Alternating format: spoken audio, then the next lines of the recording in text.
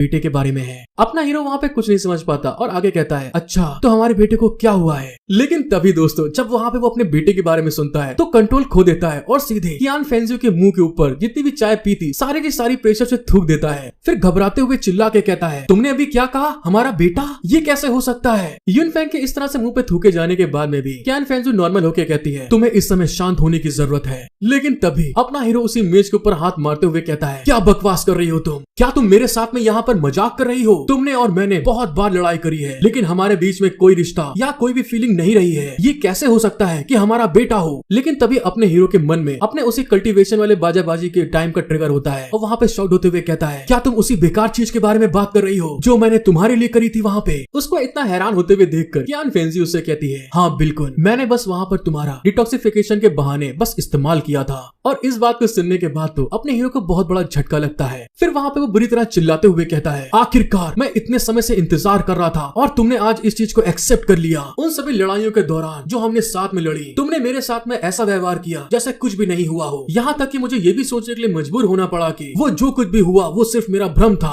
उसको इतना चिल्लाते हुए देखकर कियान फेंजियो भी थोड़ा सा पसीने पसीने हो चुकी थी लेकिन फिर भी कंट्रोल करते हुए कहती है क्या तुम अभी शांत हो सकते हो। मैं मानती हूँ ये तुम्हारी गलती नहीं है। किसी को पता हो कि वो बाप बन चुका है और भी इतने साल बीत गए तो वो कैसे शांत हो सकता है। इसीलिए अपना हीरो भी वहाँ पे चिल्लाते हुए कहता है क्या बकवास कर रही हो कि मैं शांत हो जाऊं। मैं अपनी पूरी जिंदगी हर एक औरत के प्रति बहुत रिस्पेक्टफुल रहा हूँ। मैंने कभी भी अपनी लाइन को क्रॉस नहीं किया उनके लिए। लेकिन तुमने उस दिन डिटॉक्सिफिकेशन का बहाना बनाते हुए मेरा इस्तेमाल किया। उस दिन से पहले मैंने आज तक 61-62 भी नहीं किया था और तो और उसके बाद तुम चली गई। अपनी बॉडी को डिटॉक्सिफिकेशन करने के लिए धन्यवाद तक नहीं दिया। उसकी इतनी लंबी चौड़ी बात सुनने के बाद तो अब तो कियान फेंजियो भी वहाँ पर बुरी तरह गुस्सा चुकी थी। फिर वहाँ पर वो भी उस मेज के ऊपर हाथ मारते हुए कहती है क्या तुम यहाँ पर चिल्लाना बंद कर सकते हो। क्या तुम पूरे सेट को हमारे बाजाबाजी के मामले के बारे में बताने के लिए किसी इंसान के आने का इंतजार कर रहे हो। उसको इतना ना गुस्से में देख कर दोस्तों वहाँ पर यून फेंग भी अपना मुंह को पकड़ के बैठ गया था और इधर उधर देखने लगा था कहीं कोई इंसान तो नहीं है इस चीज को सुनने के लिए। तभी वहाँ पर कियान फेंजियो उदास होते हुए ब्लश करके कहती है मुझे समझ में नहीं आ रहा आखिर तुम इतना घबराए हुए क्यों हो। तुम वो इंसान नहीं हो जिसने मेरे साथ में गलत काम किया है। उसकी बात को सुन के तो अपने हीरो के पसीने छूट गए थे और शॉक्ड होते हुए कहता है हाँ तुमने सही कहा, मैंने तुम्हारे साथ में कुछ भी नहीं किया। वो जो कुछ भी हुआ मेरी गलती नहीं है। लेकिन फिर अपने आप को संभालते हुए कहता है लेकिन तुम्हारे साथ जो भी हुआ वो किया तो मैंने ही है। कियान युनजी भी कहती है हाँ इसमें मेरी गलती भी है। यही कारण है मैंने कभी नहीं सोचा था कि आपको अपने बेटे के होने के बारे में जानना चाहिए या उसका पिता बनना चाहिए। लेकिन इस बार जो भी है।